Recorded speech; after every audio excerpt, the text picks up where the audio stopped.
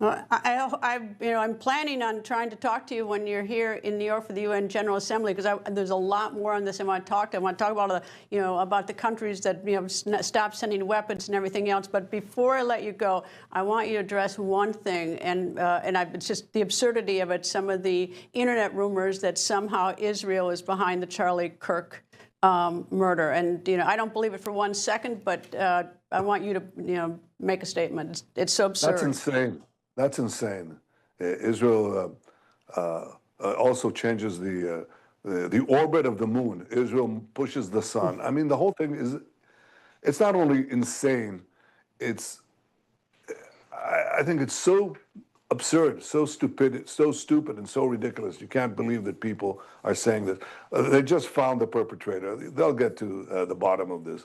But they go, they have no limits. When you hate Jews, when you hate the Jewish state, you're willing to say anything and promote all these absurd rumors.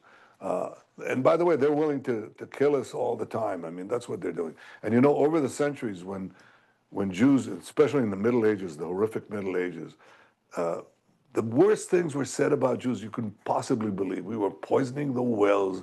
We were drinking the blood of Christian children. You name it. I mean, these things, that continued actually up to the Holocaust. The Nazis said the same thing. We're carrying vermin, we're spreading disease. And people believed it.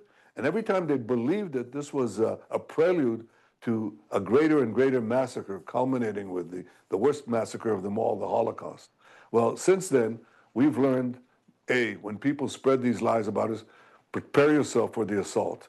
And, they're trying to delegitimize the state of Israel. Charlie Kirk said to me that, he wrote me this detailed letter, you have to fight the slander.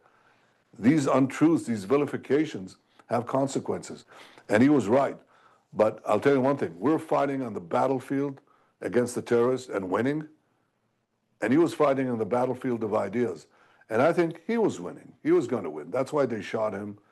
I hope they don't silence him. I don't think people will give in to these ridiculous lies. But more importantly, I think that his legacy of defending free speech, defending freedom, defending the right to defend yourself, and Israel's right to defend itself, I think this is a legacy that will endure.